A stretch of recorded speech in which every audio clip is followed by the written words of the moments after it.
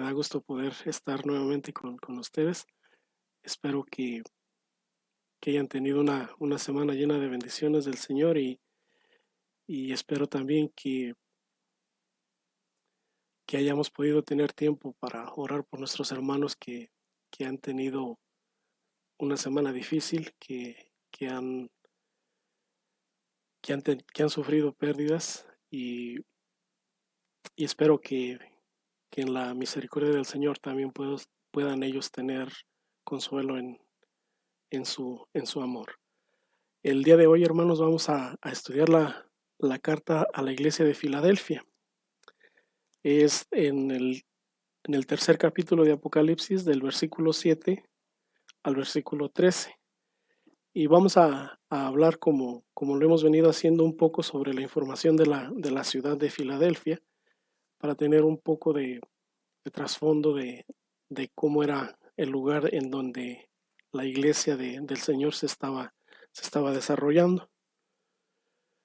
La iglesia de Filadelfia, la ciudad de Filadelfia, fue fundada en el año 189 antes de Cristo.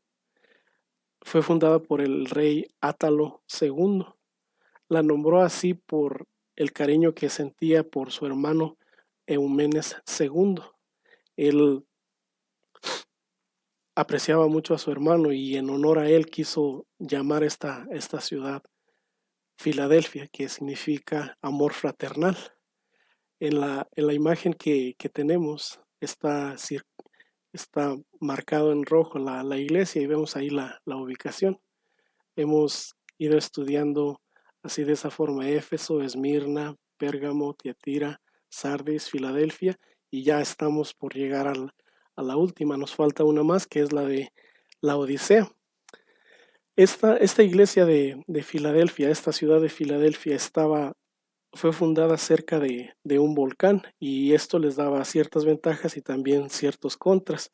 Una de las ventajas que tenían es que sus suelos eran muy fértiles y, y les permitían cultivar viñedos que rendían grandes cosechas. Como consecuencia de esto, la adoración a Dionisio, el dios del vino, era muy fuerte. Esa adoración a Dionisio, como ya lo hemos mencionado en algunas otras de las cartas, este dios del vino, parte de su adoración era degustar mucho del vino. Eran prácticamente unas borracheras. Y aquí en esta ciudad era, era muy común tener ese tipo de adoraciones en sus templos. Pero aún así la iglesia, nos vamos a dar cuenta que esta iglesia fue todo un ejemplo. Esta iglesia fue una de las iglesias a las que el Señor nunca les reprochó algo, no les reprochó nada, y solamente les dio palabras de ánimo y palabras que los motivaban a seguir en su amor, en su palabra, en su evangelio. Y nos vamos a dar cuenta que fue una iglesia perfecta, una iglesia que también era ejemplo en su humildad y en su fe y en el amor que tenía por el Señor. Era un grupo de cristianos que estaban contentos de dar testimonio del Señor en una sociedad que se encontraba llena de idolatría. Esta iglesia, por ser una de las iglesias que más alabanza recibieron del Señor, es como consecuencia que tenían más cuidado del Señor, que, que se dice que hasta los años 1800, a mediados del siglo XVIII, todavía se encontraba esta iglesia. Podían ellos contar su historia hasta la era apostólica. Y después la ciudad sufrió una conquista más, que fue por los musulmanes, y ahí se pierde ya un poco de la información de la iglesia de Cristo. No sé si ahorita se encuentra todavía este grupo de hermanos ahí en esa ciudad. pero sí fue una ciudad que recibió del apóstol Pablo y del apóstol Juan sus inicios, su principio de, de la iglesia. Y esto es algo verdaderamente honroso de que ellos dos hayan fundado una iglesia que hubiera prevalecido tanto tiempo y que esté llena de tanta historia. La ciudad fue llegada a considerar como la pequeña Atenas porque sus edificios públicos y sus templos eran muy bonitos, su arquitectura era magnífica y por eso la llegaron a considerar como la pequeña Atenas. Esto le daba una ventaja porque la ciudad, al tener toda esta infraestructura, se convirtió en el centro de difusión de la lengua y de las letras griegas. En toda esta área de las 7 iglesias es donde la influencia griega tuvo mucha fuerza, mucha influencia y el idioma griego llegó a tener mucha ponderancia en esta área. Y la ciudad misma también fue víctima del terremoto del que hablamos en la iglesia pasada del siglo XVII. También a ellos los afectó. Y el nombre de Filadelfia lo pudo conservar hasta cerca de los años del siglo XIX, cuando los musulmanes la conquistaron. Le cambiaron el nombre a Alá Sheir, que significa ciudad de Dios, y ahí ya dejó de ser la iglesia de la ciudad de Filadelfia. Vamos a pasar ya a la información de la carta y vamos a ir leyéndonos nuestros versículos. Capítulo 3, versículo 7 dice: escribe al ángel de la iglesia en Filadelfia. Esto dice el santo, el verdadero, el que tiene la llave de David, el que abre y ninguno cierra, y cierra y ninguno abre. Esta introducción que el Señor hace en esta iglesia es una demostración de lo que es la divinidad del Señor Jesucristo, lo que revela mucho de su carácter, porque el primer adjetivo que menciona de ser santo, a través de la historia que vemos en el Antiguo Testamento, Dios el Padre o Jehová se identifica como el santo. Voy a ir mencionando unas citas, hermanos, que si las pueden anotar para que después en sus momentos de estudio puedan repasarlas y puedan cotejarlas con lo que vamos a ir viendo aquí. El libro de Levítico 19:2 e Isaías 6 del 1 al 5 es donde el Señor menciona que es su naturaleza, la santidad. Es una de las características que Él tiene en su ser, el ser santo. Él no tiene que preocuparse por como nosotros, de no caer en pecado, porque él no puede caer en pecado. Él no es parte de su naturaleza. Así como la de nosotros, nuestra naturaleza no es poder volar como las aves, así por nuestros propios medios, con nuestro propio cuerpo, así no podremos volar como los aves, porque no está dentro de nuestra naturaleza. La naturaleza del Señor es ser santo y Él no puede cometer pecado, el pecado no puede estar en Él.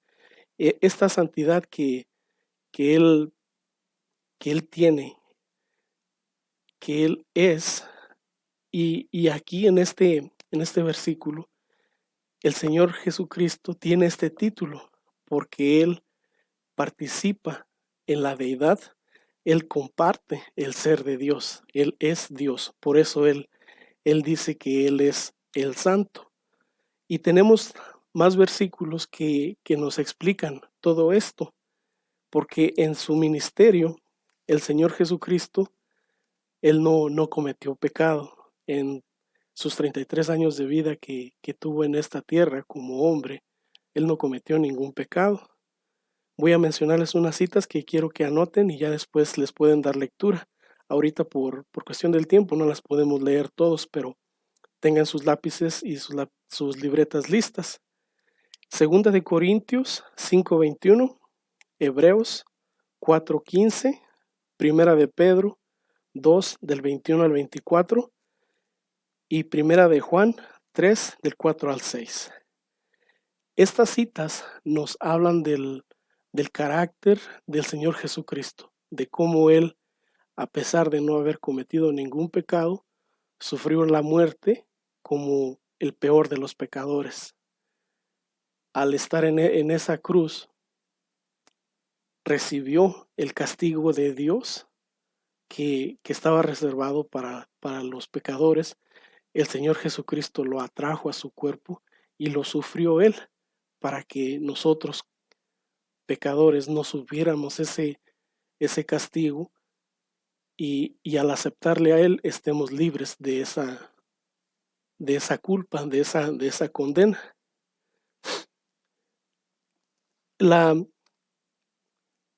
Cuando pensamos en esto de la santidad del Señor y la justicia de Él, hay mucha gente que cuestiona el amor del Señor y su justicia, porque dicen, ¿cómo puede un Dios que es santo, que es justo, condenar a personas en el infierno? Y lo cierto es que el Señor Dios no hizo el infierno para nosotros, los humanos. El infierno fue creado para Satanás y sus ángeles. Pero dado que va a haber personas que no van a aceptar ese regalo de gracia del Señor, van a ser puestos en ese lugar. El Señor no quiere que nadie vaya ahí. Por eso Él ha dado a su Hijo, por eso Él vino a morir por nosotros, para que nadie, absolutamente nadie, se pierda. Pero si no quieren aceptar, van a ser puestos ahí en ese lugar donde Satanás va a ser puesto. Y por eso esto es lo que el Señor quiere que nosotros entendamos. No es que Él sea injusto. Él ya castigó a su Hijo sin haber hecho nada. Él ya le dio muerte a su Hijo sin haber hecho nada. Y por eso es que ya nosotros podemos tener esa seguridad de que su promesa es verdadera, de que si creemos en Él, tendremos vida eterna. Entonces, avanzamos al siguiente adjetivo que Él tiene, que dice que es el verdadero. Esta cita de Juan 14:6, quiero que la anoten y voy a darle lectura a otra cita ahí mismo en Juan. En Juan 10, del 7 al 18. Voy a darle lectura porque esta sí es importante que la leamos. Volvió pues Jesús a decirles, de cierto os digo, yo soy la puerta de las ovejas. Todos los de antes de mí vinieron, ladrones son y salteadores, pero no los oyeron las ovejas, yo soy la puerta. El que por mí entrare será salvo, y entrará y saldrá y hallará pastos. El ladrón no viene sino para hurtar, matar y destruir. Yo he venido para que tengan vida y para que la tengan en abundancia. Yo soy el buen pastor. El buen pastor su vida da por las ovejas. Mas el asalariado, y que no es el pastor, de quien no son propias las ovejas, ve venir al lobo y deja las ovejas y huye, y el lobo arrebata las ovejas y las dispersa. Así que el asalariado huye porque es asalariado y no le importan las ovejas. Yo soy el buen pastor y conozco mis ovejas, y las mías me conocen, así como el Padre me conoce y yo conozco al Padre, y pongo mi vida por las ovejas. También tengo otras ovejas que no son de este redil, aquellas también debo traer, y oirán mi voz, y habrá un rebaño y un pastor. Por eso me ama el Padre, porque yo pongo mi vida para volverla a tomar. Nadie me la quita, sino que yo de mí mismo la pongo. Tengo poder para ponerla y tengo poder para volverla a tomar. Este mandamiento recibí de mi Padre. Al decir el Señor que Él es el verdadero, es porque Él sabía que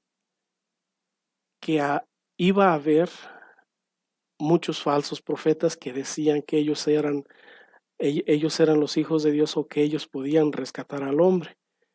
Pero el Señor dice que Él es el verdadero porque Él, hay al menos 60 profecías que su vida y su ministerio cumplen. Y lo que a Él lo distingue de todos los demás que se dicen ser los Cristos o el Cristo, es que Él, como dice aquí en esta cita de Juan, que Él puso su vida por nosotros, pero también Él pudo resucitar. Él, él murió, pero también sabía que iba a resucitar para cumplir también las escrituras. Entonces, esto es lo que a Él lo distingue de todos los demás líderes religiosos. El que Él haya resucitado le da esa autoridad de ser el Hijo de Dios que ha resucitado para poder cumplir, para poder consumar todo este plan de salvación que el Señor y Él planearon desde antes de que se fundara el mundo. Durante toda nuestra historia ha habido muchas personas, líderes religiosos, que se han considerado a ellos mismos los Cristos o salvadores, pero no es cierto. Hoy en día hay una persona que está en Rusia que se dice que Él es el Cristo, que Él es la reencarnación del Espíritu de Cristo en esta tierra. Y anda ahí predicando, tiene por ahí algunos seguidores, pero nada de lo que Él diga puede ser cierto porque el Señor, dice Él, es el verdadero. Esto es lo que a Él lo separa de todos estos. El siguiente adjetivo, bueno, no adjetivo, sino que dice tiene las llaves de David. Él tiene las llaves de David. Significa el tener la llave significa tener autoridad o que tiene derecho de admitir o rechazar, como lo hace un mayordomo en la casa de su dueño. El Señor Jesús, por haber cumplido el sacrificio que tuvo que llevar, que sufrir en la cruz, Él se ha coronado victorioso, él es triunfante sobre el pecado y sobre la muerte y sobre el diablo, y esto es lo que a Él le da a Él el tener la autoridad y el tener la llave. Él decide, él puede admitir o puede rechazar en su iglesia.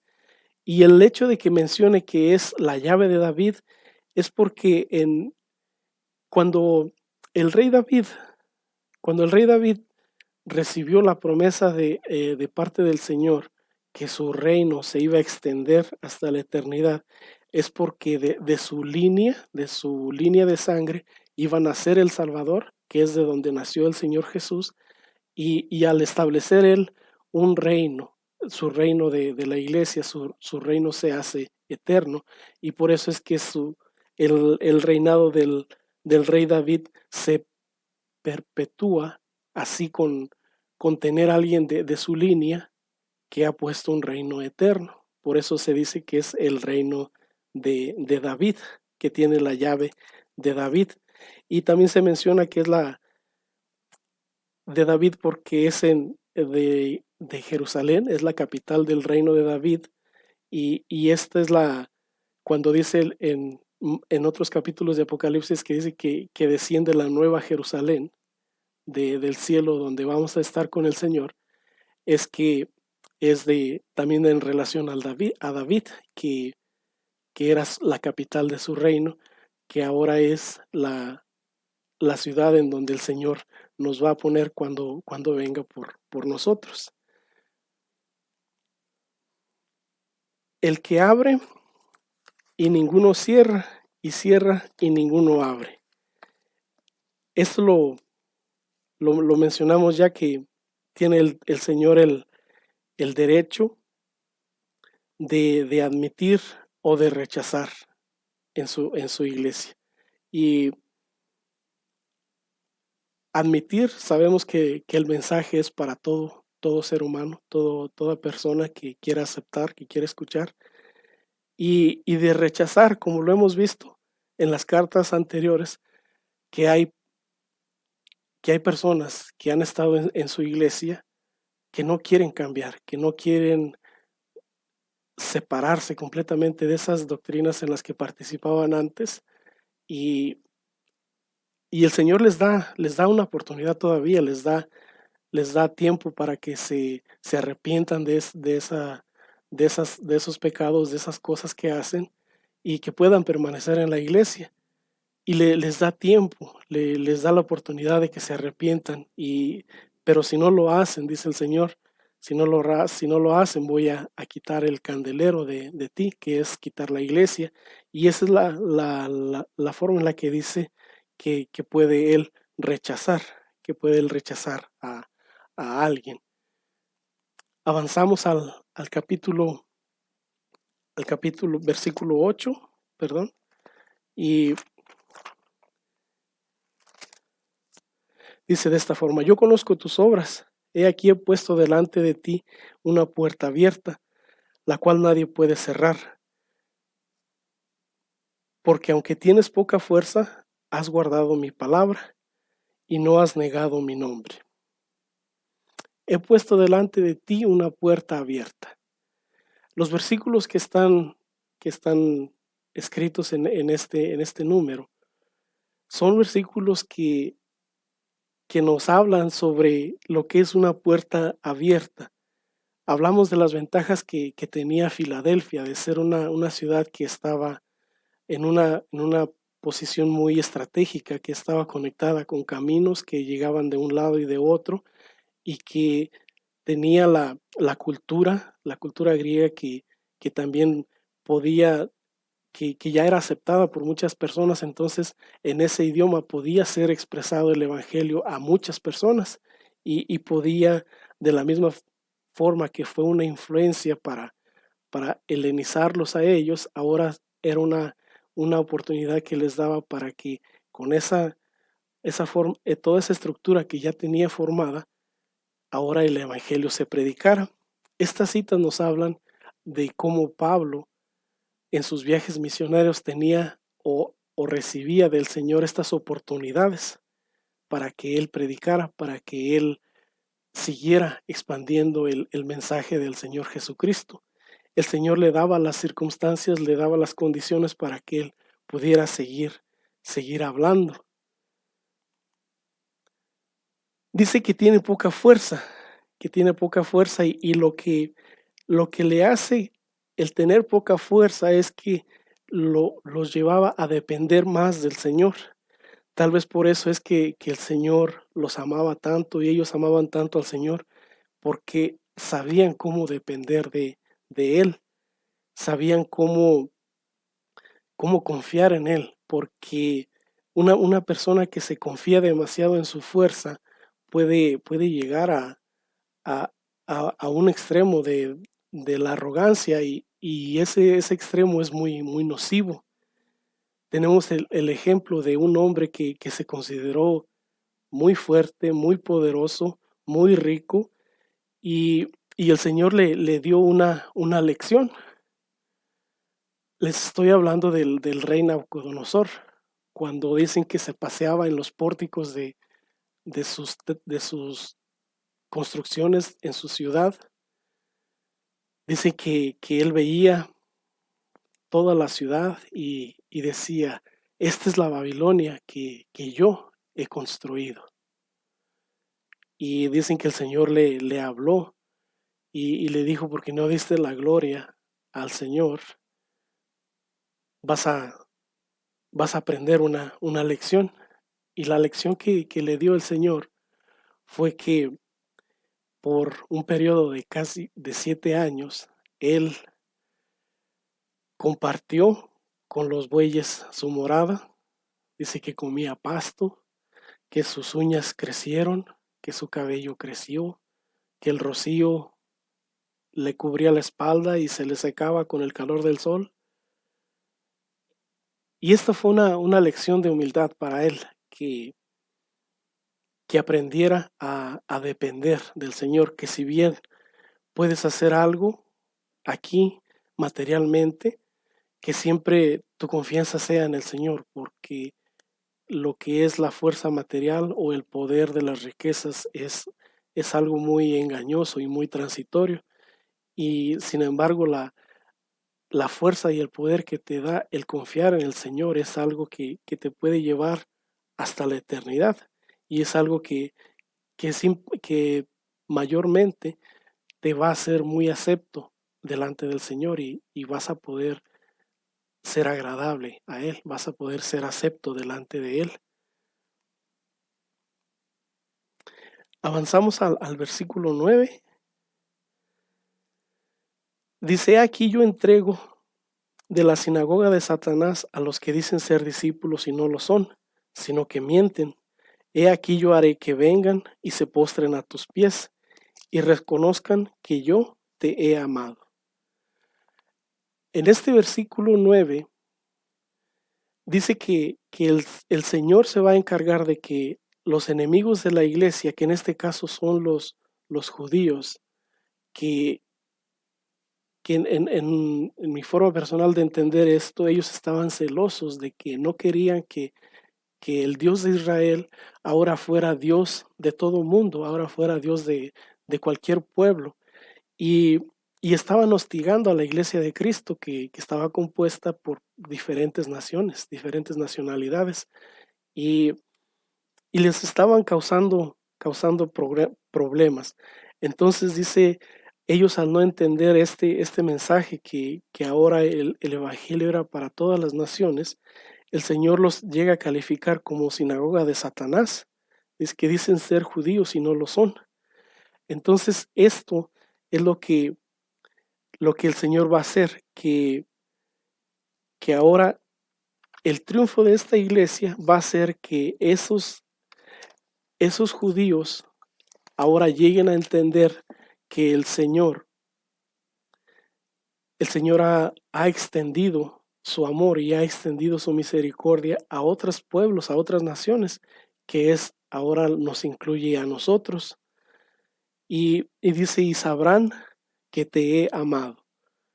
Entonces, algo bien importante que el Señor hizo es que el Evangelio ya al haber sido expandido, al haber sido llevado por los apóstoles a todos los rincones del mundo, ya nos dice que no, la salvación no pertenece solamente al pueblo hebreo, a la nación judía, sino que es ahora ya para todos. Estas citas que están en el número 2, dice Gálatas 3, 25 al 29, nos habla de cuando el Señor a través de Pablo dice, ya no hay griego ni judío, ahora ya la salvación es para todos. Y una cita que ayuda a, a explicar lo que es el amor del Señor Jesús para todos sus discípulos está en el libro de Juan 17 del 20 al 26, que me gustaría darles lecturas porque estos los considero muy importantes. Mas no ruego solamente por estos, sino también por los que han de creer en mí por la palabra de ellos, para que todos sean uno, como tú, oh Padre, en mí y yo en ti, que también ellos sean uno en nosotros, para que el mundo crea que tú me enviaste. La gloria que me diste, yo les he dado, para que sean uno. Así como nosotros somos unos, yo en ellos y tú en mí, para que sean perfectos en unidad, para que el mundo conozca que tú me enviaste y que los has amado a ellos como también a mí me has amado. Padre, aquellos que me has dado, quiero que donde yo estoy, también ellos estén conmigo, para que vean mi gloria que me has dado, porque me has amado desde antes de la fundación del mundo. Padre justo, el mundo no te ha conocido, pero yo te he conocido, y estos han conocido que tú me enviaste, y les he dado a conocer tu nombre, y lo daré a conocer aún, para que el amor con que me has amado esté en ellos y yo en ellos. Con este versículo, hermanos, lo que, lo que el Señor me permite entender es que ahora el amor de Dios a través de Jesucristo es para todo aquel que en Él crea. No está reservado solamente para el pueblo judío, sino que es para todos aquellos que, que puedan aceptar, que puedan creer, que puedan aceptar en el Señor. Y de esa forma tener la ventaja de poder estar dentro del Señor, dentro de su iglesia para poder ser parte de Él y estar en Él. Avanzamos con el versículo 10.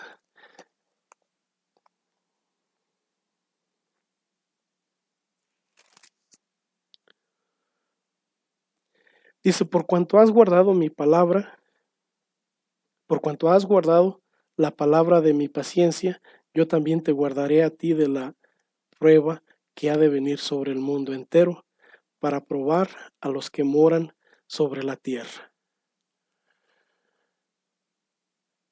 El guardar la palabra del Señor nos da una garantía de que las promesas que Él nos ha dejado en su escritura se van a ir cumpliendo en nosotros. Y el tener nosotros esa bendición de poder estar en su iglesia para guardarlas, a nosotros como su iglesia nos da esa bendición de sentirnos protegidos, de sentirnos cuidados y de saber de que Él nos está cuidando. Hay, hay muchas cosas en las que en mi vida personal yo he visto cómo el Señor acomoda las cosas y cómo me ayuda en ciertos problemas que tengo con la vida, como cuando llegamos aquí que no encontrábamos, aquí a Salt Lake City, que no encontrábamos un departamento para rentar, que no encontrábamos una casa para rentar. El Señor acomodó las cosas de una forma que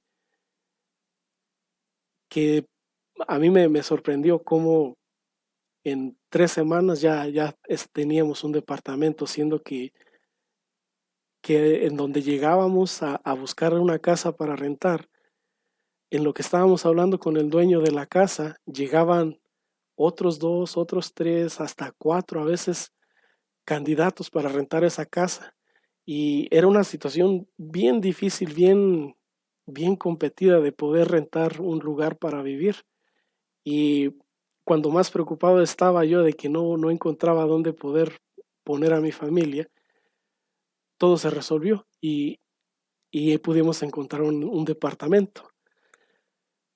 Muchas personas dirán, qué suerte, pero nosotros sabemos que son bendiciones que el Señor nos da y, y que Él cumple su palabra de darnos estas bendiciones.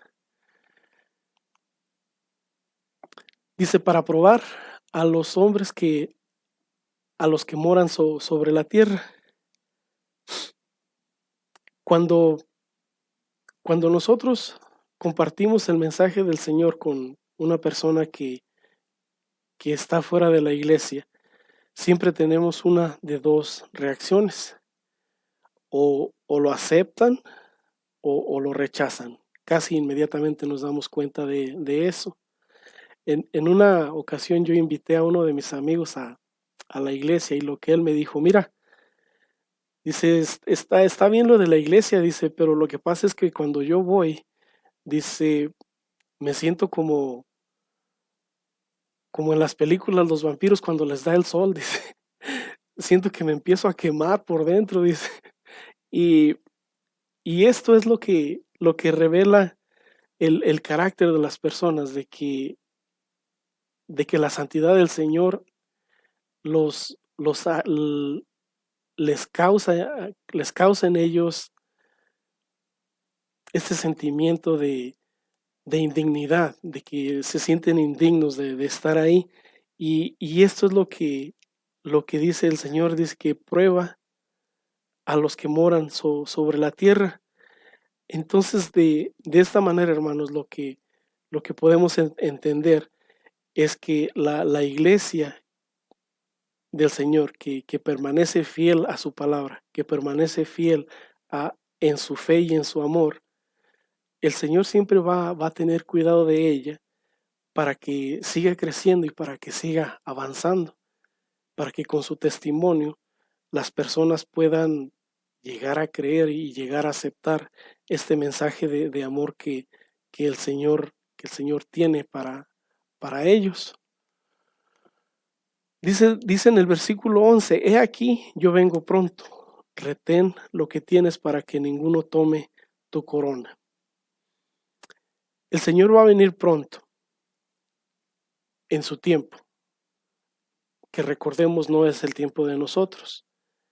El Señor, puede ser que de cuando el Señor ascendió a los cielos al día de hoy nuestro, para Él sea un día o dos, o para Él sea una hora o dos, tenemos que recordar que el Señor no se rige por nuestro tiempo.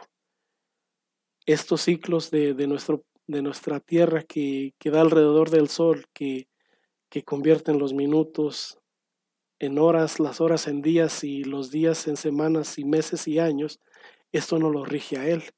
Y el Señor viene, Él va a venir y va a venir para dar término a nuestras pruebas, a nuestros dolores, para llevarnos con Él y para tomar venganza sobre los que oprimen a la iglesia del Señor. Lo único que Él nos pide es que retengamos lo que tenemos. Dice, para que ninguno tome tu corona.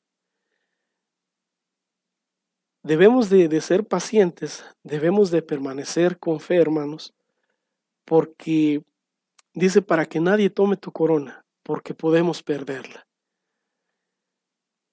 Cuando recién empecé a asistir a la iglesia, había un joven en el grupo de jóvenes en el que nos reuníamos, que vamos a llamar Rubén. Él creció junto conmigo en ese grupo de jóvenes, pero yo tuve que moverme a Wisconsin y dejé de verlos a ellos. Pero después, cuando pude comunicarme con uno de los jóvenes de ese grupo, me dijo que Otoniel que Rubén ya no estaba, porque había empezado a tomar y en una de las veces que salió borracho del lugar en donde estaba, tuvo un accidente en su carro y falleció. Yo me acuerdo cuando leíamos la Biblia y orábamos y aprendíamos y participábamos de las actividades de los grupos de jóvenes y, y en ese momento todo era muy bonito, pero algo pasó en su vida que lo orilló a empezar a tomar y en una de esas veces él perdió la vida y, y ya no está, ya se, ya se fue. ¿Qué va a pasar con él? El Señor sabe. El Señor sabe qué es lo que va a pasar. A mis ojos, él empezó a flaquear en su fe y dio pie a que el vicio del alcohol lo arrebatara. Sabemos todos que como seres humanos vamos a enfrentar muchas dificultades, muchas pruebas en el tiempo que estamos en la iglesia, pero el Señor dice, yo vengo pronto. Entonces, cuidemos, hermanos, de que no vaya a entrar algo en nuestra vida que nos vaya a desviar del camino y que nos vaya a arrebatar ese regalo que el Señor nos ha dado.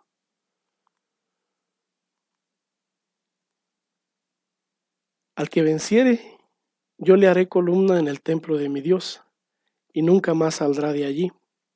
Y escribiré sobre él el nombre de mi Dios, el nombre de la ciudad de mi Dios, la nueva Jerusalén, la cual desciende del cielo, de mi Dios, y mi nombre nuevo. Entonces el permanecer, hermanos, nos va a ayudar a poder recibir esto. Dice el Señor que nos hará columna del templo de Él y nunca más saldremos de ahí. El hecho que el Señor nos dé esta promesa de que nos hará columnas en su templo es que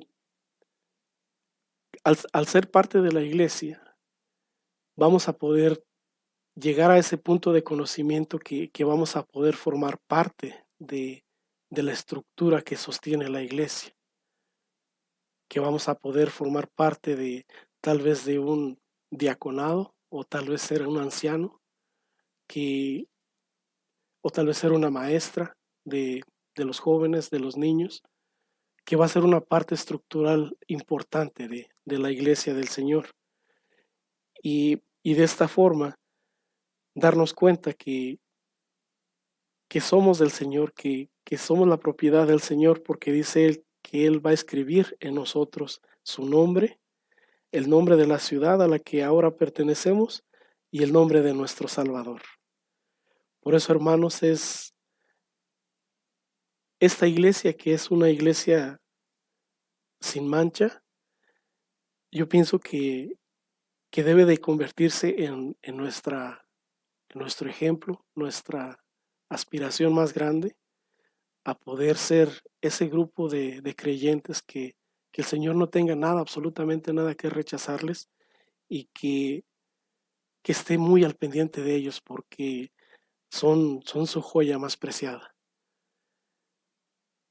Es difícil, sí es difícil, pero vamos a dejar que nuestras fuerzas mengüen para que nuestra confianza en el Señor crezca y podamos permanecer en Él firmes para que cuando Él venga se agrade de nosotros y nos pueda llevar a Él. Que el Señor les bendiga, hermanos.